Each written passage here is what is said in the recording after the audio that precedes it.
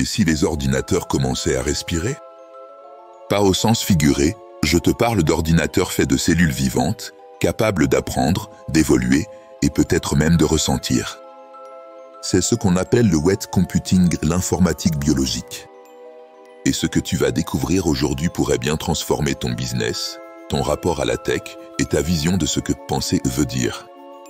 Depuis 10 ans, on parle d'IA numérique, des algorithmes, des GPU, du cloud. Mais une nouvelle vague arrive. Des chercheurs utilisent des neurones vivants comme processeurs. Pourquoi?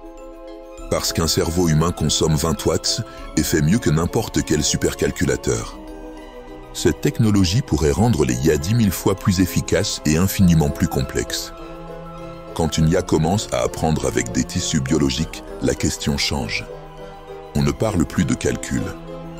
On parle de sentience, la capacité à ressentir. Imagine, ton IA ne simule plus la peur ou la joie, elle la vit. Et si elle souffrait? Si elle décidait de refuser un ordre? On touche ici au cœur du futur, la frontière entre outils et entités vivantes. Alors, qu'est-ce que ça change concrètement pour toi? 3 choses. Touche 1, l'avantage compétitif. Demain, l'innovation ne sera plus rapide, mais plus sensible. Les entreprises qui intégreront la perception et l'intuition artificielle prendront une longueur d'avance. Touche 2, l'éthique devient un argument de marque. Les consommateurs ne feront pas confiance à des systèmes qu'ils jugent inhumains ou dangereux.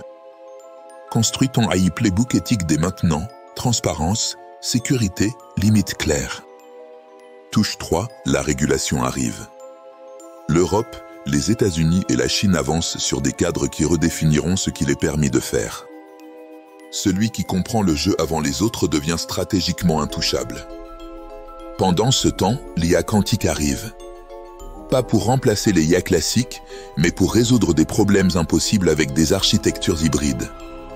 Imagine un modèle capable de générer en parallèle des milliers d'hypothèses physiques ou biologiques. Résultat?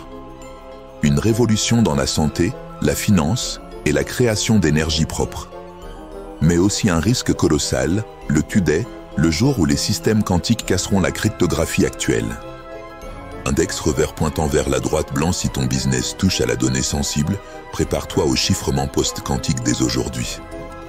Voici les 5 signaux faibles que je surveille personnellement. Petit losange bleu, les labos de bioprocesseurs hybrides. Petit losange bleu, les programmes d'IA consciente chez DeepMind et Anthropic.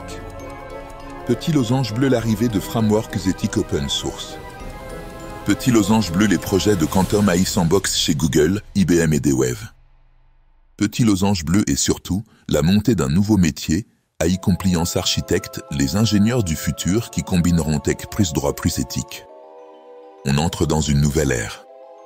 Une ère où le code devient vivant. Où les modèles ne simulent plus la conscience, ils la frôlent. Ta mission, c'est pas de fuir ce monde. C'est d'y entrer avec lucidité, éthique et vision. Alors fais 3 choses cette semaine.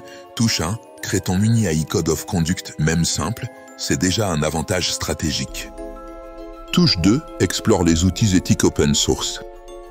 Touche 3, et abonne-toi ici, sur Gros Hack Club, si tu veux des frameworks concrets pour innover dans cette zone grise entre l'humain et la machine.